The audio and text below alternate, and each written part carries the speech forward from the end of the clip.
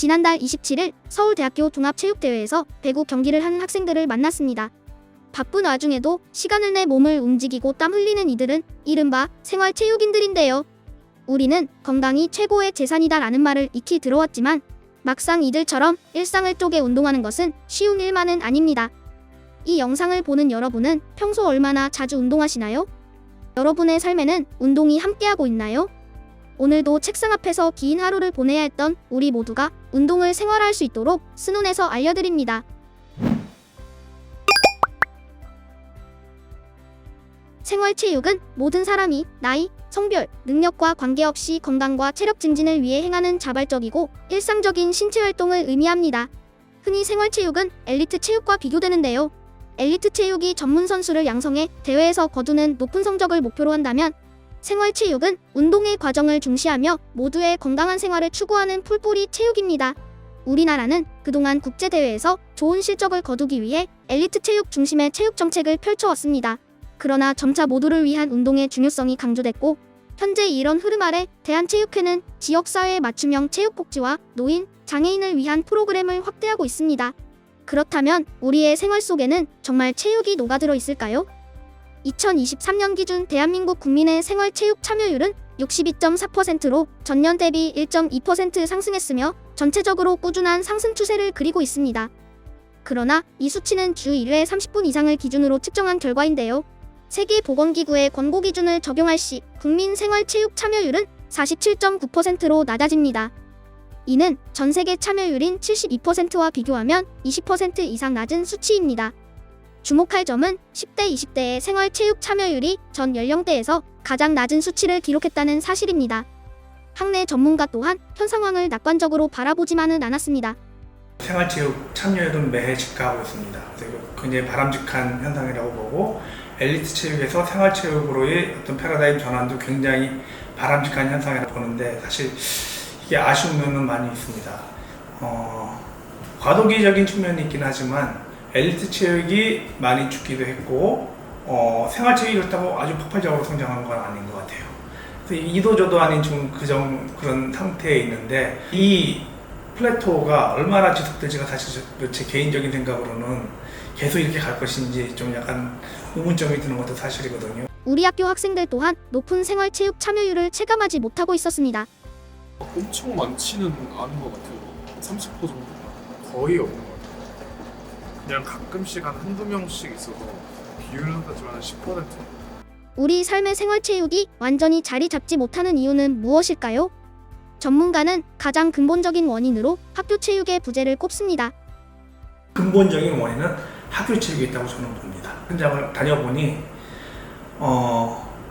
학교에서 학교 체육으로 정말 의미 있는 체육 수업을 얼마나 하고 있나. 지금 운동장 가보면은 철봉 사라진 학교가 굉장히 많습니다. 철봉이 없어요. 우리 체육교육과 입시 종목 중에 하나가 턱걸이인데 체육과로 오겠다고 한 학생이 턱걸이를 한 개도 못한 학생들이 꽤 됩니다. 이런 것들이 너무 큰 문제예요. 학교에 모래사장이 덜어졌어요. 학교 체육을 안 하고 갑자기 여러 데서 생활체육을 하자고 하니 기반이 없이 바로 집을 짓는. 전 전혀 안 했어요. 초중고 다 합쳐도 한 10번? 중고를 10번도 안 했던 것 같은데 약간 어렸을 때 습관을 안 들여놓은 게 사실 커서도 운동 안 하는 원인이지 않나. 막상 성인이 돼 운동을 시작하려고 해도 시설이 부족한 경우가 많습니다. 서울대학교 체육시설이 몇 개 없어요. 많아 보이지만 우리 서울대학교 학생들이 왜 운동을 안 하냐면은 시설이 없으니까, 시설이 눈에 띄지 않으니까 안 하는 거예요. 우리랑 처한 환경이 같습니다. 인구가 더 많고. 하지만 학교마다 야구장 없는 데 없고 학교마다 수영장 없는 데가 없습니다. 가보시면 길은 좁고 주차장은 좁게 만들었지만 운동시설은 다 있습니다. QS 랭킹 우리가 되게 상위권에 있는데 상위권 대학교 내에서 체육시설로 보면 아마 저는 확신합니다. 꼴등일 겁니다. 이런 모든 문제는 생활체육이 우리 사회의 우선순위 밖에 있다는 사실을 가리킵니다. 기본적으로 일단 피곤하고 그리고 시간을 쓴다는 생각 때문에 많이 안 하는 것 같아요. 꼴찌죠. 제일 안 중요한 것 같아요. 신체 활동이 생산성 있는 활동이라고 안 보고 노는 활동이라고 보는 시각 때문에 이런 학교 체육을 다 죽이고 국어, 영어, 수학만 하는 서울대학교 교양 체육을 다 없앤다고 그랬어요. 교양체육은 학문이 아니고 백화점 같은 또는 구청에서 그런 교양 강좌로 들을 수 있는 랩코치라고 그러더라고요. 이게 지금 체육을 바라보는 심지어 교수님들의 시각도 이렇더라. 2023년 문화체육관광부의 국민생활체육조사에 따르면 체육활동에 참여하지 않는 가장 큰 이유는 체육활동 가능 시간 부족이었으며 체육활동 관심 부족, 체육시설 접근성 낮음이 그 뒤를 따랐습니다. 생활체육이 단단히 뿌리내리기 위해서는 사회의 구조적인 변화가 필수입니다. 학교 체육이 활성화돼야 하며 시설 부족으로 인해 운동하지 못하는 사람이 발생해서는 안 됩니다. 그러나 조사 결과에서도 알 수 있듯 우리에게 가장 중요한 것은 적극적으로 체육활동을 삶의 일부로 받아들이겠다는 마음가짐입니다. 해소되고 말아야 되는 게 아니라 반드시 어려서부터 반드시 해야 되는 신체 활동. 국어, 영어, 수학만큼 중요합니다. 더 중요하다고 얘기 안 할게요. 그거만큼 중요합니다. 왜? 건강과 직결된 문제잖아. 이를 위해서는 주변에서 할 수 있는 운동부터 바로 시작해야 합니다.